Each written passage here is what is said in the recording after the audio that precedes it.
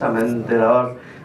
quite a huge areas which have been left behind for the next COP to cover them up and to take the agenda forward. So, but I think I will try to kind of contextualize few of the decisions which have been taken, and the few of the decisions which have been taken, they have not been really contextualized. They have not really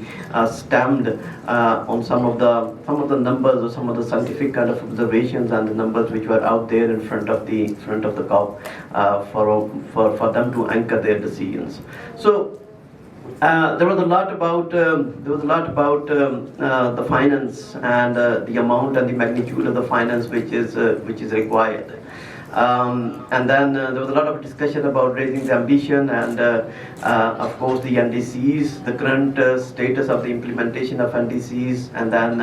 how the next phase of the updating of the NDCs are going to be kind of bridging the gap between the implementation and what are the key kind of the challenges in terms of where the implementation is not really happening. So a report came out from the UNFCCC, which is the synthesis report on the implementation of NDCs, and which is quite interesting. Which basically they do it on a periodical basis, and which provides some kind of insights that how the countries are actually taking the implementation of their NDCs forward. And then it also look in a kind of a very credible and scientific way that how the number projection is going to work in terms of the emission reductions, and then whether we are on a track for the Paris 1.5 degree target or not. So just to quote a couple of numbers from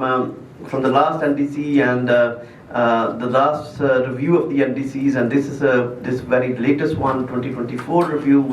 What we have found out that a number of countries have actually been trying extremely hard to implement their NDCs, and the projections basically shows that the 54 gigatons of, and that's excluding the LULUCF, 54 gigatons of the global greenhouse gas emissions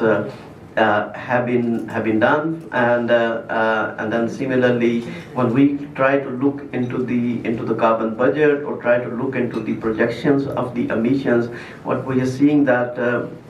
the track record or the kind of pathways towards 1.5 degrees centigrade. So the likelihood of meeting that target is actually decreasing every year. So what does that mean is that the emission or the targets for NDCs in terms of the global greenhouse gas emissions reductions need to be increased, and this is something which we are going to be seeing at the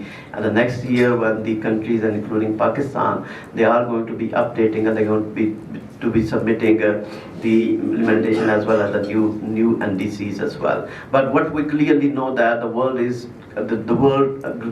trajectory, emissions trajectory is clearly off track in terms of the 1.5 degree target. So and then there's a quite interesting chapter in the same report which basically is titled as means of implementation, and which basically compiles that why the countries have not been able to implement their NDCs target. And the single most factor or the challenging factor is the finance, and the second one is the technical assistance, and the third one is the access to the technology. But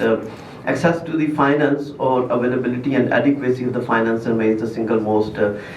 important factor, which of course was very fittingly was a part of this particular COP agenda, and what of course we were expecting that a much more bigger or a much more reasonable figure is going to be agreed by the COP, which of course unfortunately did not happen. But nevertheless, I think there are a number of other issues which need to be taken into consideration as well, because what we know for sure is that the magnitude or the money which we are talking about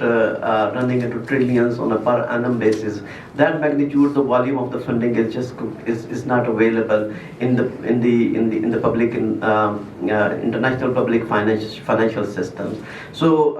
this basically was required, or it's very much needed, is that what kind of a new instruments and new ways of mobilizing finance need to bring into the picture, and that's where the focus has to be, because the baseline is there now. We know that this amount and magnitude of the financing is just not available. So I think from in a extremely or strictly from Pakistan perspective, I think we need to see that as well. And several reports and from the World Bank and several other institutions and the global reports as well, showing that the numbers or the amount of the financing which Pakistan needs for its own NDC's implementation, as well as the adaptation needs and other measures.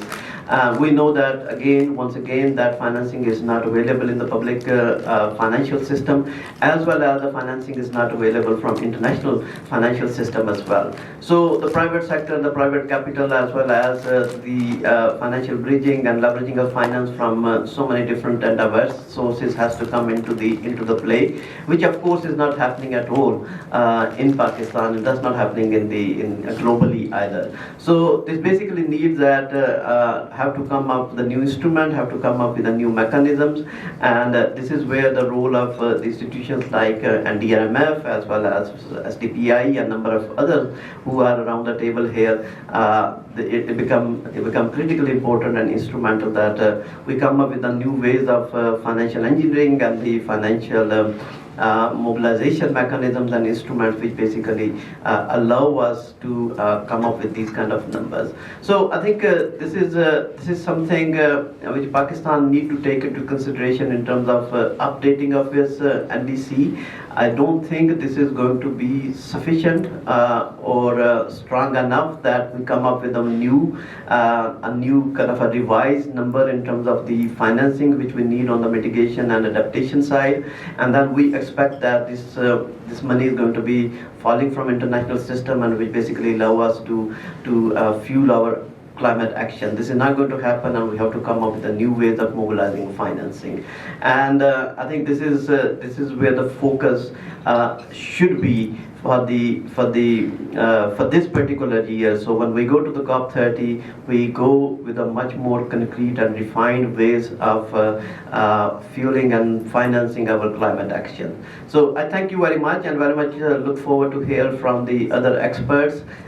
for this in this roundtable. Thank you.